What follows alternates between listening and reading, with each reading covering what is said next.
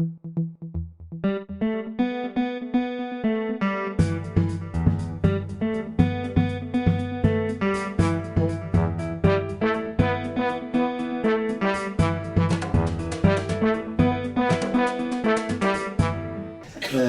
mais tout d'abord, c'est une nouvelle fois une journée, vous savez que j'ai manqué l'année dernière, c'était la première depuis si longtemps. Je suis très content d'être là aujourd'hui. J'ai posé beaucoup de soucis aux organisateurs du congrès de dermato, et en ce moment je devrais parler à Montpellier, mais j'ai décalé ma séance hier, donc je suis vraiment très content d'être avec vous. Et puis on va passer un peu dans le vif du sujet. Donc il y a beaucoup d'événements, ça bouge beaucoup, c'est beaucoup de travail et il y a beaucoup de structuration. Donc si en plus il y a des questions, ça va être encore plus compliqué.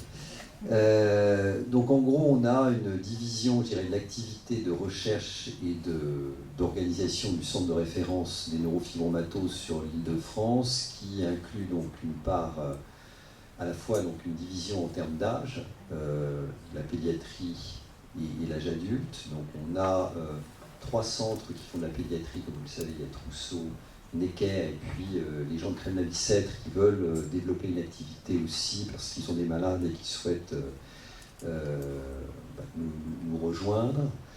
Il y a une activité pédiatrique spécifique, donc vous venez d'entendre parler, qui est celle des centres anticancéreux, ce qui est un point clé. Et moi, je suis vraiment ravi que l'équipe de Curie et l'équipe de l'IGR se lancent dans des essais thérapeutiques de l'enfant, moi que j'attendais depuis très longtemps.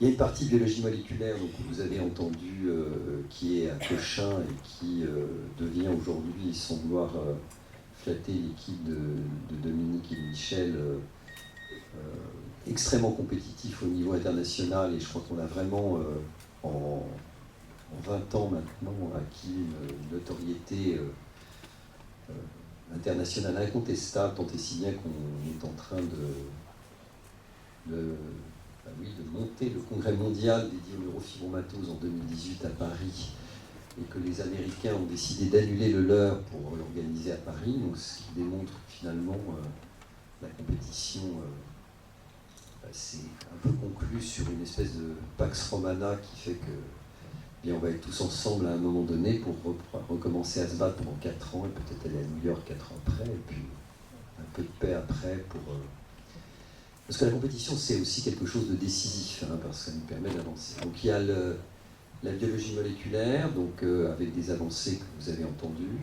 La chirurgie, qui est pour moi un point clé, qui est la chirurgie NF1 et la chirurgie NF2. En ce qui concerne la chirurgie NF1, donc Laurent Lantieri reste en France, puisque peut-être que vous avez entendu qu'il avait des velléités de s'exiler chez les Américains, et puis finalement il trouve qu'on n'est pas si mal à Paris. Il était mieux à Créteil, mais bon, chacun son carreau. Il me pose toujours la question, mais tu crois que j'ai fait une connerie? Je lui dis oui, tu as fait une connerie, partir. Donc en gros, donc les patients qui ont des neurofibromplexiformes importants, on les envoie à Laurent, et puis on essaye vraiment de développer une activité de chirurgie chez l'enfant à Necker, parce que c'est vraiment quelque chose qui manque.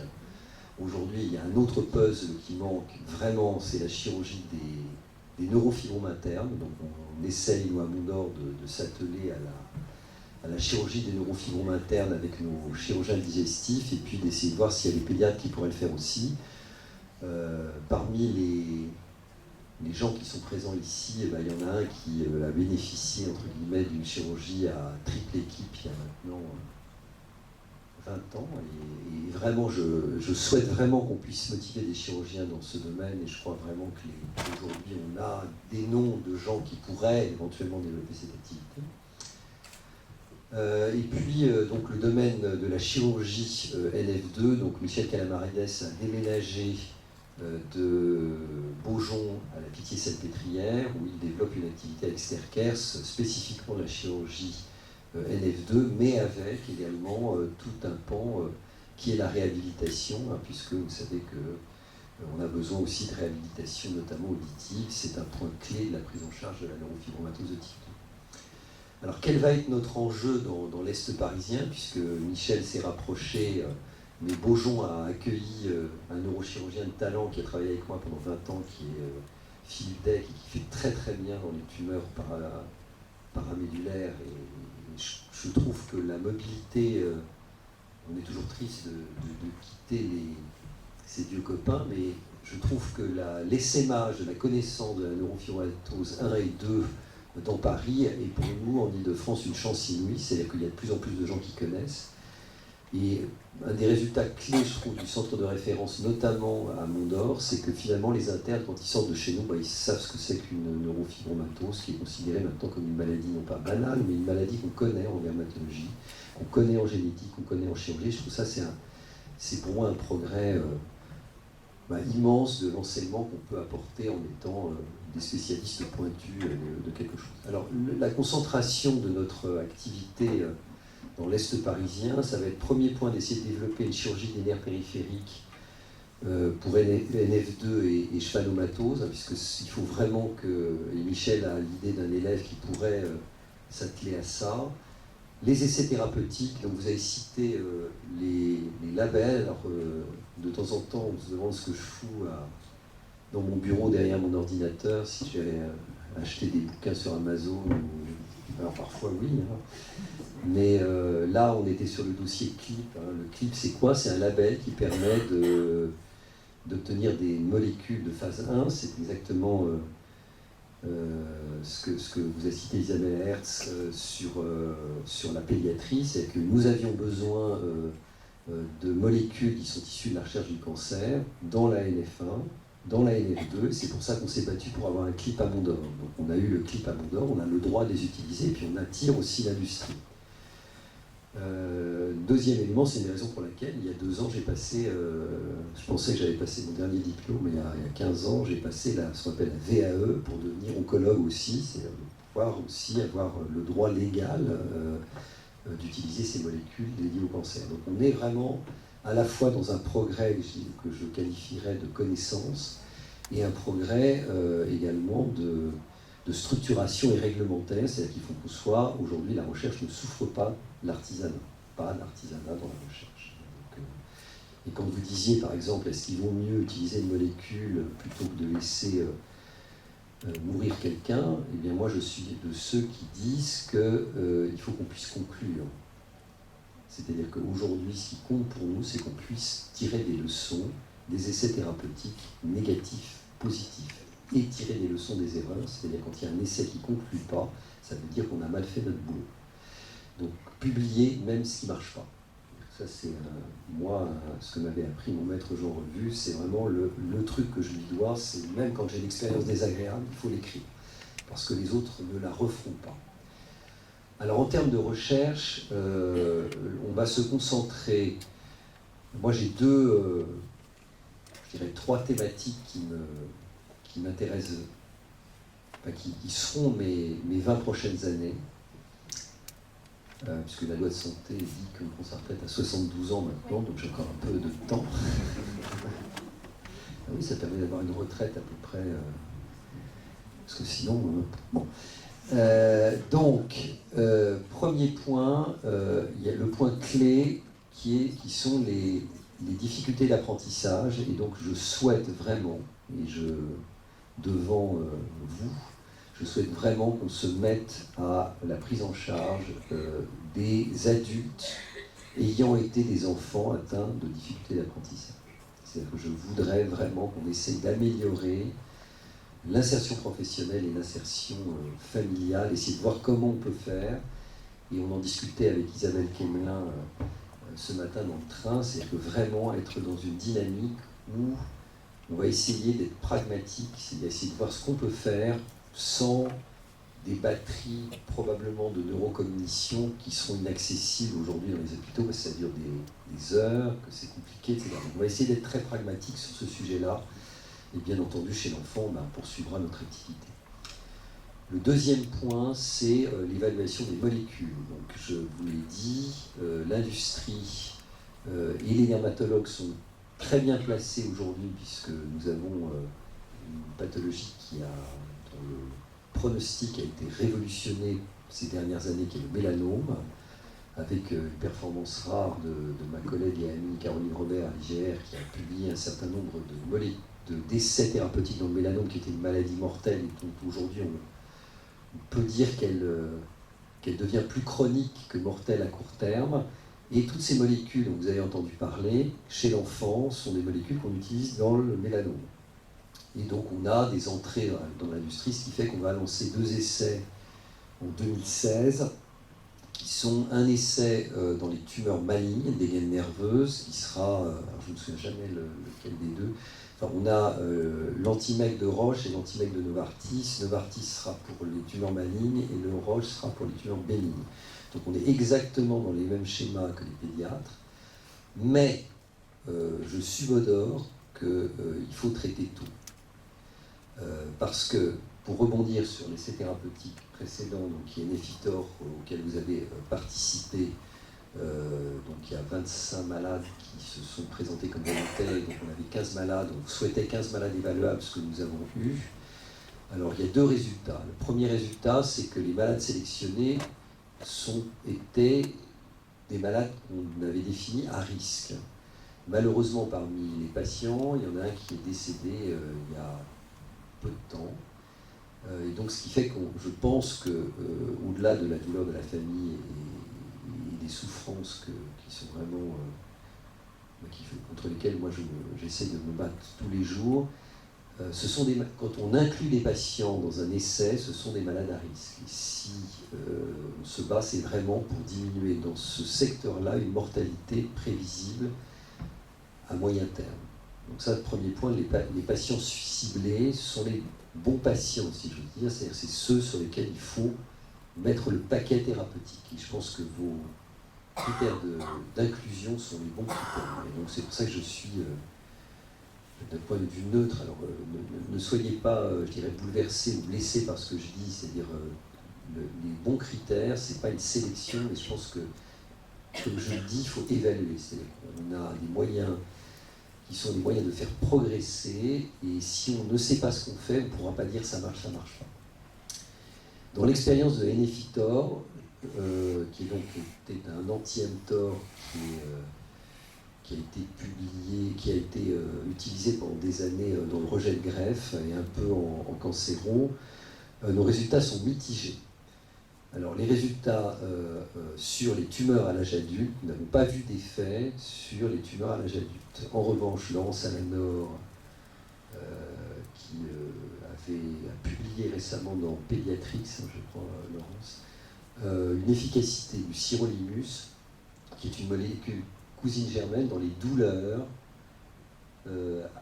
appendues aux neurofibromes sous-cutanés, aux tumeurs internes, dans un contexte uniquement d'adolescents. C'est-à-dire que notre impression aujourd'hui dans l'essai Nefitor a posteriori, quand on regarde les résultats à la loupe, c'est qu'on a intérêt à prendre en charge les patients au moment où ça pousse, c'est-à-dire plutôt à l'adolescence et plutôt tôt.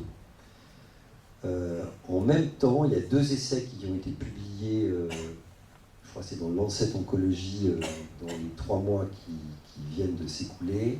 Un essai du sirolimus chez l'adulte, ça ne marche pas, et un essai du sirolimus chez l'enfant, ça marche. C'est-à-dire qu'il y a une diminution de la pousse. Donc, alors, ce n'est pas spécifique de l'évolution de la maladie, c'est spécifique probablement de la cible qu'on va choisir. C'est-à-dire qu'aujourd'hui, je pense que ça ne veut pas dire qu'il faut abandonner les essais chez l'adulte.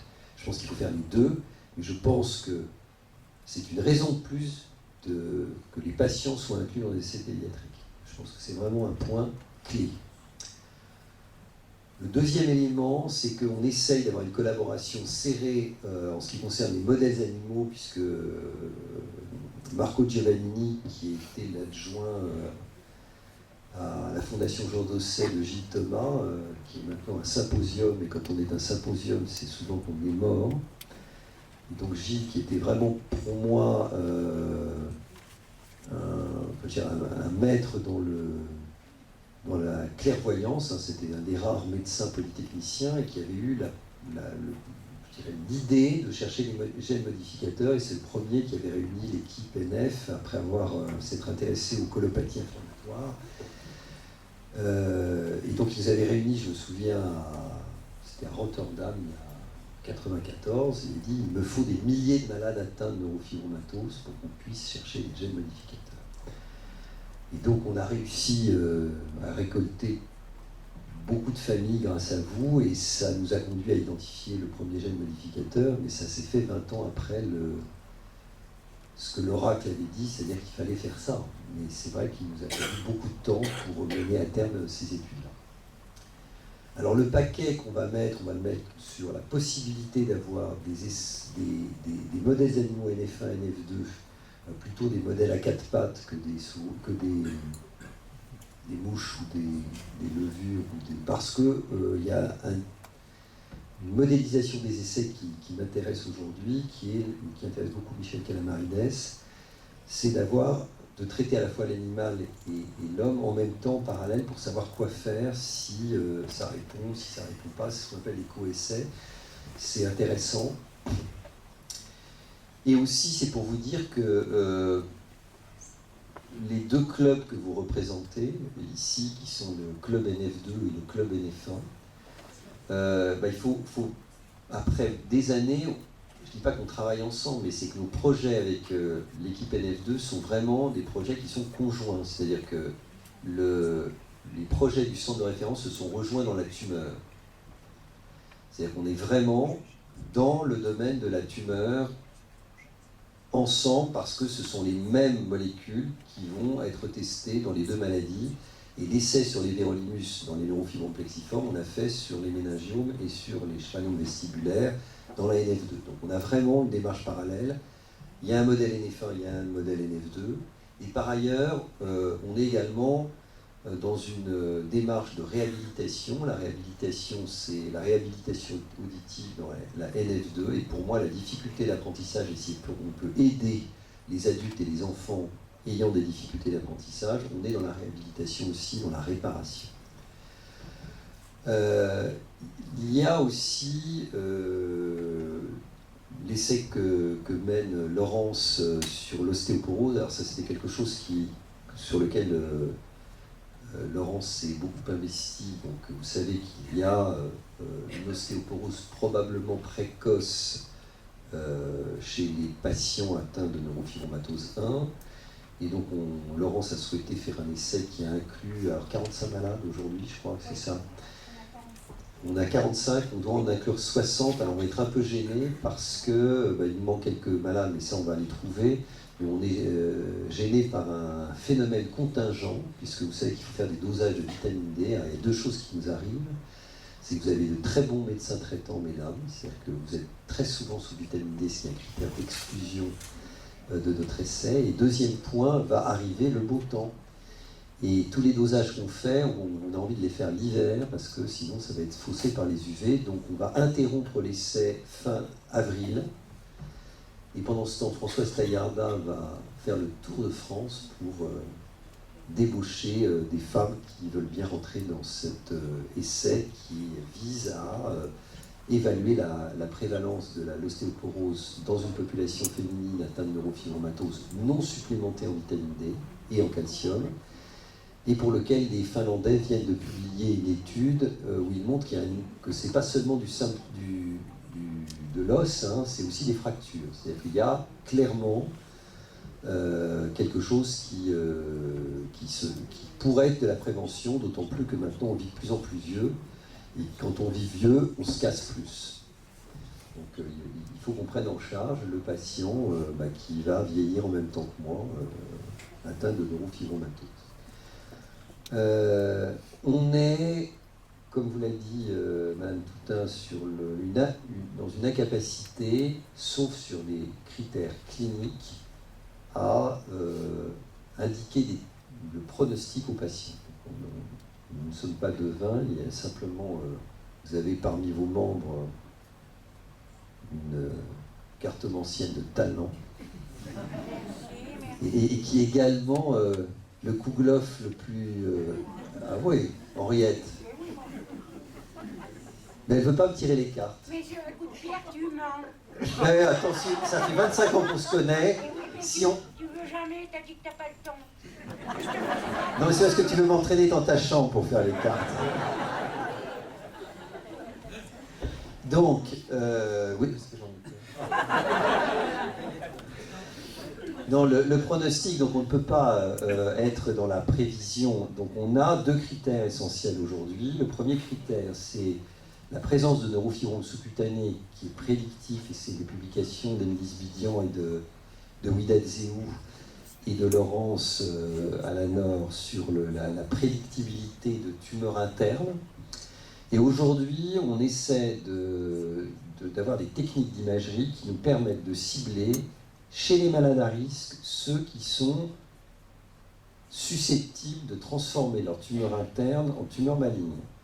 Donc on a une cohorte qui va s'organiser autour du couplage TEP-scan et IRM de manière à savoir, avec des biopsies systématiques sur les zones qui sont des zones qui seront susceptibles de s'être transformées.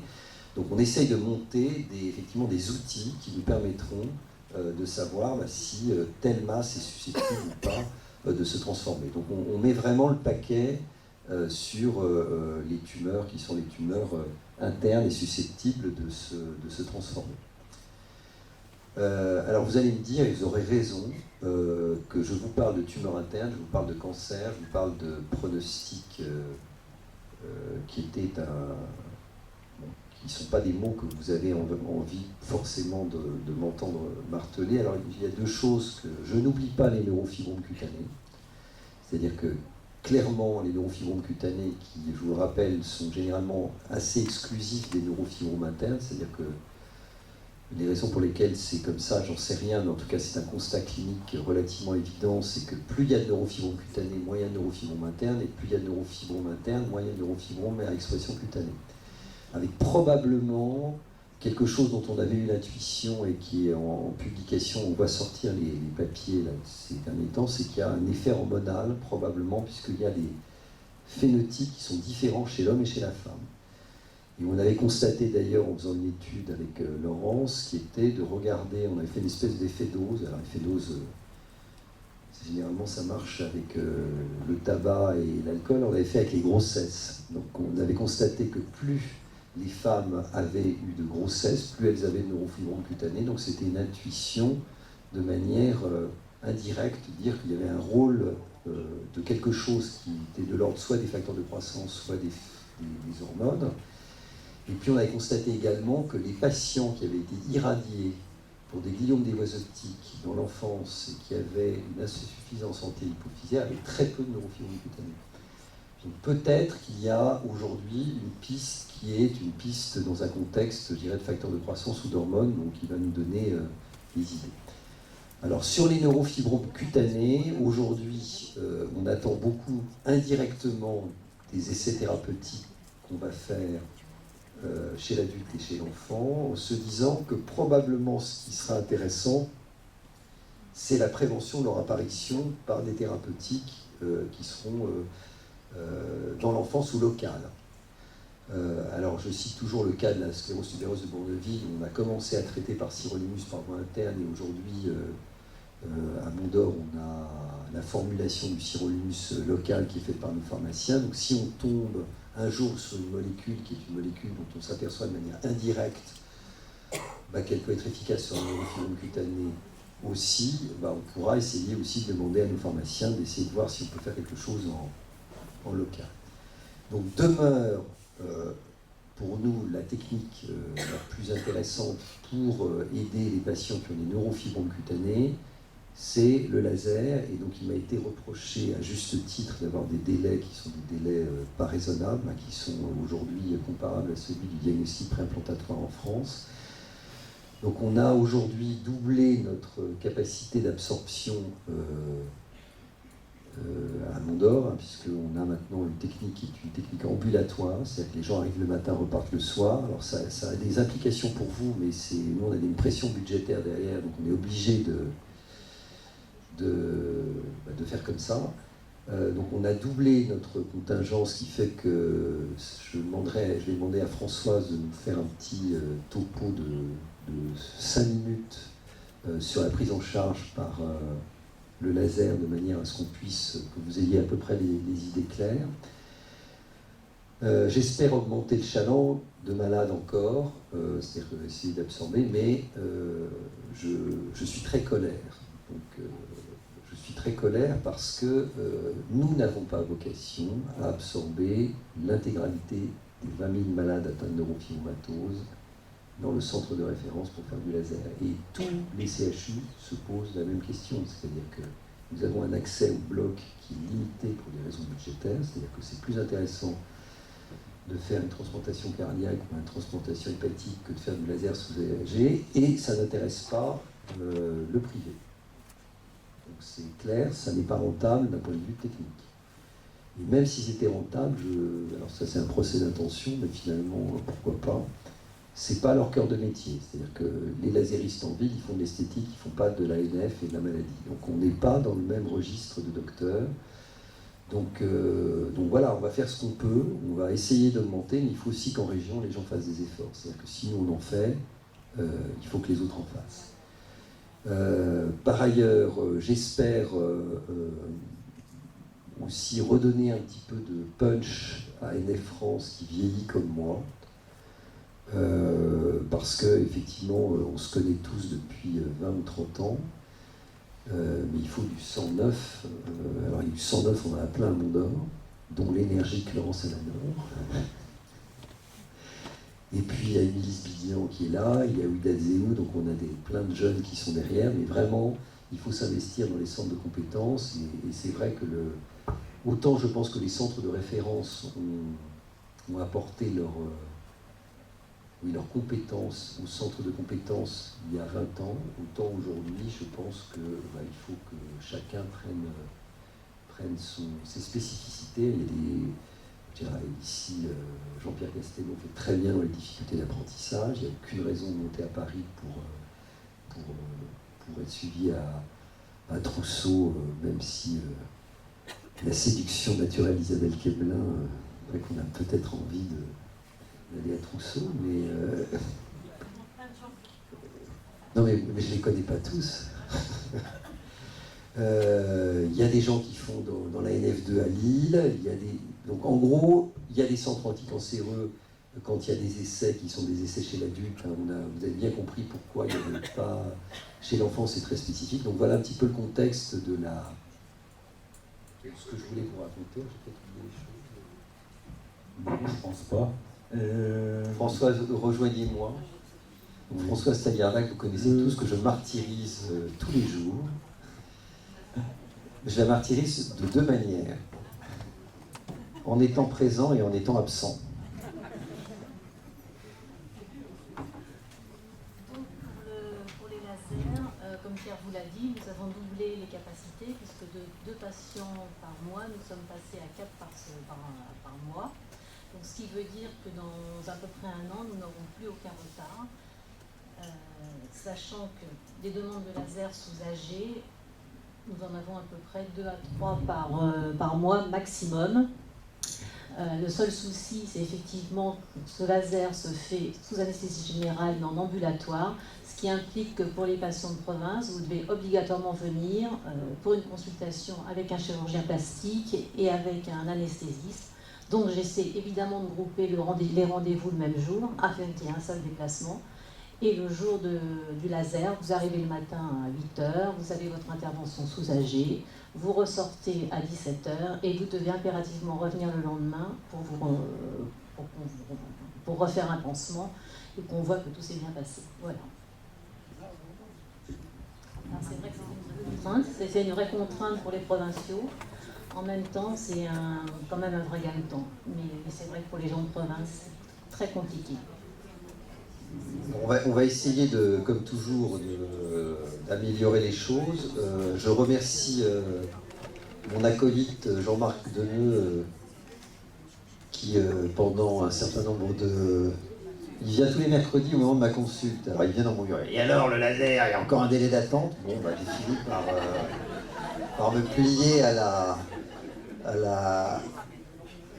Non, mais c'est vachement compliqué. Hein. Vous ne pouvez pas vous imaginer que les plages, tous les jours, Françoise s'arrache les cheveux, qu'elle est encore nombreux, mais S'il y a beaucoup de patients, ça risque d'être compliqué. Il faut vraiment faire. C'est une logistique d'organisation qui est dingue. Hein. Et l'ambulatoire, c'est beaucoup plus simple pour nous parce que l'administration a besoin aujourd'hui de développer l'ambulatoire pour des raisons budgétaires et des raisons politiques. Donc surfons sur l'ambulatoire. Le jour où on nous dira que s'il ne faut plus faire d'ambulatoire, on verra, mais ça va durer. C'est les modes, ça dure 4-5 ans dans la santé, donc on a encore un peu de marge.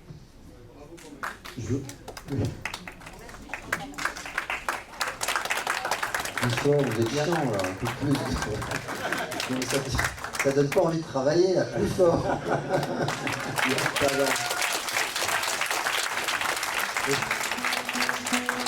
là.